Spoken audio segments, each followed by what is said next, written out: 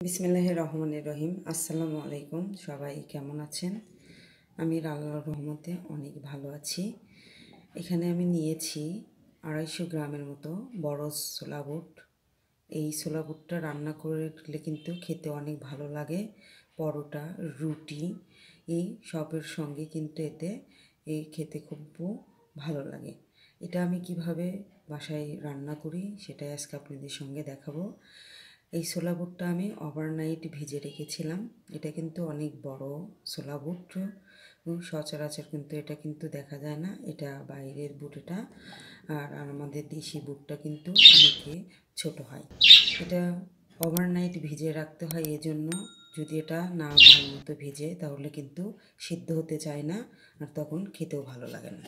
এটা আমি বয়েল করার জন্য এখন আমি এখানে একটা সসপ্যান নিয়েছি। সসপ্যানে এখন আমি ঢেলে দিচ্ছি।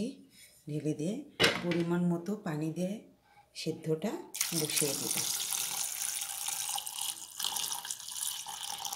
এখন এটা সিদ্ধ করে নিতে কিন্তু খুব অল্প সময় লাগবে, যেহেতু বুটটা কিন্তু অনেক ভালোভাবে ভিজেছে। আমি এখানে সামান্য একটু লবণ দিয়ে সিদ্ধটা বসিয়ে দেব। হাফ চামচের মতো এখানে লবণ দিয়ে দিচ্ছি। লবণ দিয়ে সিদ্ধ করে নিলে বুটের ভিতরে কিন্তু লবণটা কিন্তু পারফেক্টভাবে ভিতরে ঢুকে যায়, তখন কিন্তু খেতে কিন্তু খুবই ভালো লাগে। আর পরে লবণটা কষানোর সঙ্গে দিলে ভালোভাবে কিন্তু এই বুটটাতে কিন্তু তখন ভিতরে যায় না। ওই জন্য আমি আগে একটু হাফ চামচ লবণ দিয়ে দিলাম।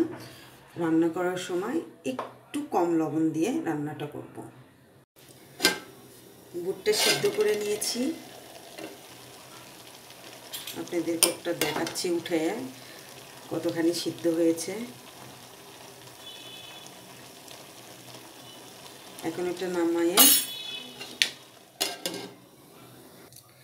চুলায় কড়াই বসিয়ে দিয়েছি। এখানে দিয়ে দিচ্ছি রেগুলার ভেজিটেবল সয়াবিন তেল, এখানে ঘি, বাটার যে কোনো একটা ইউজ করতে পারেন, অলিভ অয়েলও ইউজ করতে পারেন।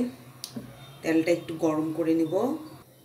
ফোড়ন দেওয়ার জন্য করে এখানে 1 চামচ জিরা, হাফ চামচ কালো সরিষা, এই দুটো একসঙ্গে ফোড়ন দিয়ে রান্না করলে দারুণ লাগে খেতে। 1.5 কাপের মতো পেঁয়াজ কুচি, 10-12টা কাঁচামরিচ ভেঙে দিয়েছি। সবগুলো উপকরণ এখন আমি একটু ভেজে নেব।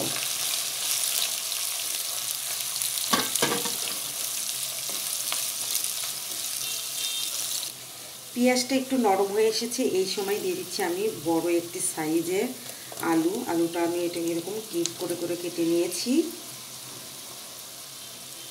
পেঁয়াজ আলুটা আমি একসঙ্গে ভেজে নেব।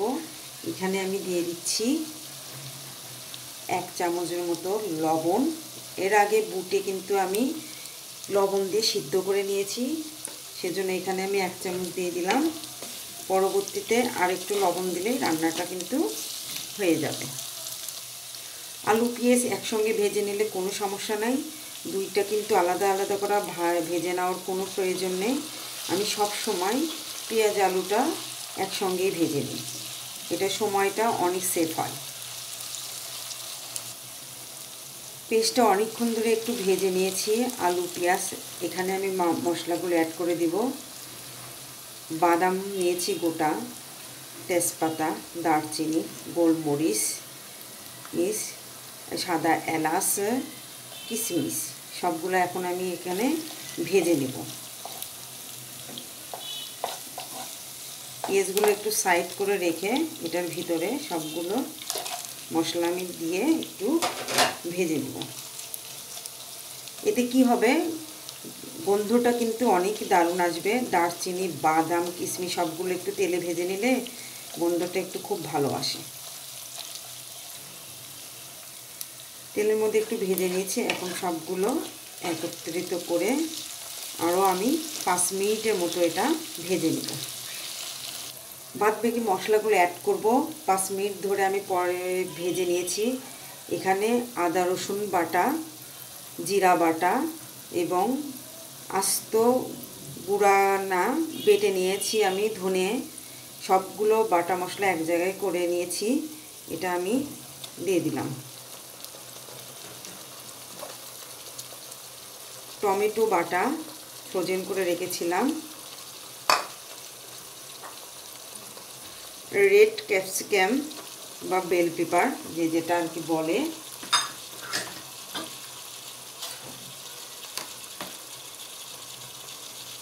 হলুদ গুঁড়া হাফ চা চামচ, মরিচ গুঁড়া 1 চা চামচ, আর হাফ চা চামচ আবারও লবণ।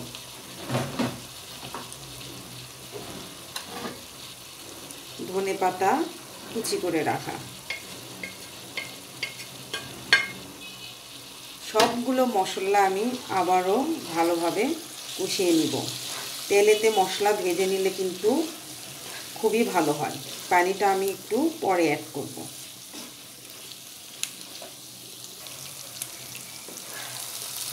তেলেতে মশলাটা আমি তেলেতে ভেজে নিয়েছি, তেলটা ছেড়ে দিয়েছে। এখন আমি দিয়ে দিচ্ছি সিদ্ধ করা মাংস, থেতো করে নিয়েছি, সেজন্য একটু পরেই আমি মাংসটা দিয়ে দিচ্ছি। 1 কাপের মতো আমি মাংস এখানে থেতো করে নিয়েছি। মাংসটা এখন মশলার সঙ্গে আমি একটু মিক্সড করে নিয়ে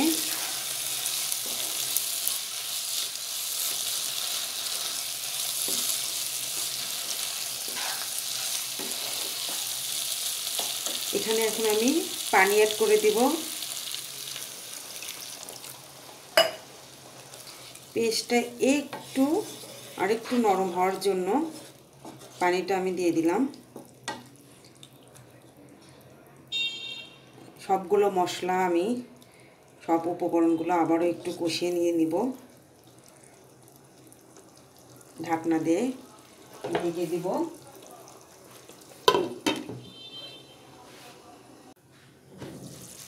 মশলাটা কষিয়ে নিয়েছি, এখন আমি দিয়ে দিচ্ছি নারকেল বাটা, ছোট্ট 1 বাটি দিয়ে 1 বাটি।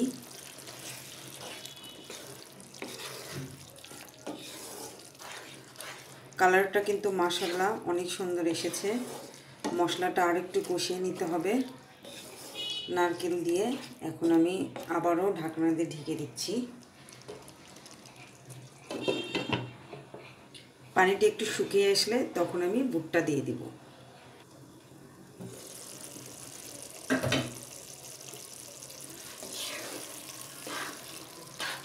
মশলাটা আমি খুব ভালোভাবে কষিয়ে নিয়েছি। আলু, টমেটো, আদা রসুন বাটা সব মশলাই কিন্তু সুন্দরভাবে কষিয়ে নিয়েছি। আলুটাও সিদ্ধ হয়ে গেছে। মশলা থেকে তার কোনো গন্ধই নেই, মানে আদা রসুন বাটার যে গন্ধটা সেটা কিন্তু চলে গেছে। এখন আমি এই পর্যায়ে এসে দিয়ে দিচ্ছি যে বুটটা আমি সিদ্ধ করে রেখেছি, সেই বুটে পানি সহকারে আমি এটাতে দিয়ে দিলাম। মশলার সঙ্গে অনেক ভালোভাবে এটা মেখে নেব।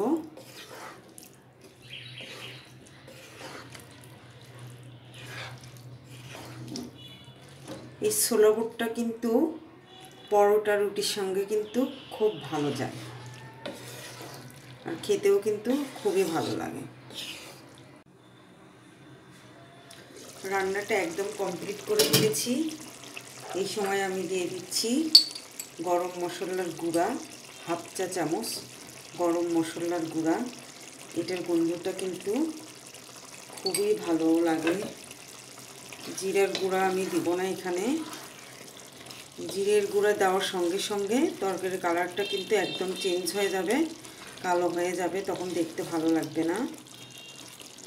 আর গরম মশলার গন্ধটা কিন্তু মাশাআল্লাহ দারুণ আসে। রান্নার শেষ মুহূর্তে এটা দিতে হয়। যারা পছন্দ করেন তারা অবশ্যই দিয়ে দেখবেন, খুবই ভালো লাগবে। রান্নাটা আমার হয়ে গেছে, চুলাটা এখন আমি বন্ধ করে দিব, দিয়ে ঢাকনাটা আমি ঢেকে দিলাম। এখন আমি এটা পরিবেশন করে নেব। মাটির একটা প্লেট নিয়েছি, এখানে আমি রান্না করা ছোলা বুটটা পরিবেশন করছি।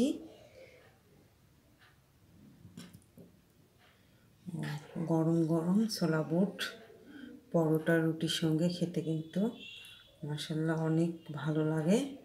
অবশ্যই বাসায় ট্রাই করবেন আর ভিডিওটি প্রথম থেকে শেষ পর্যন্ত দেখার চেষ্টা করবেন, তা না হলে করে বুঝতে পারবেন না যে আমি এখানে কি কি উপকরণগুলো দিয়েছি।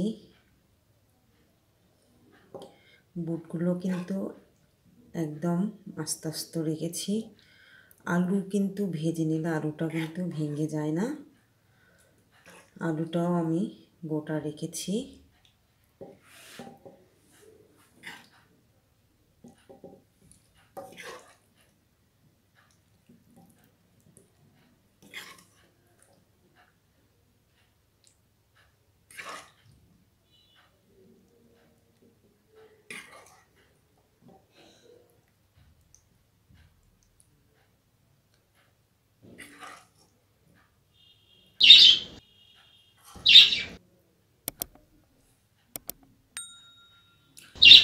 আর একটু সুন্দর দেখানোর জন্য করে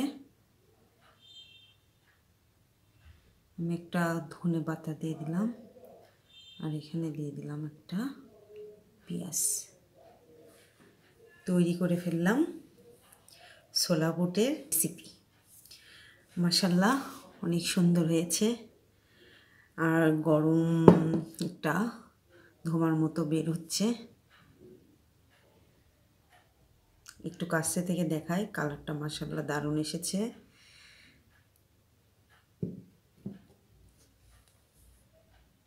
যদি আমার এই ভিডিওটি আপনাদের কাছে ভালো লেগে থাকে তাহলে অবশ্যই লাইক দিয়ে পাশে থাকবেন, আর মজার মজার আরও এই ধরনের রেসিপি দেখতে সাবস্ক্রাইব করে বেল আইকনে ক্লিক দেবেন। সবাই ভালো থাকবেন, সুস্থ থাকবেন। আল্লাহ হাফেজ।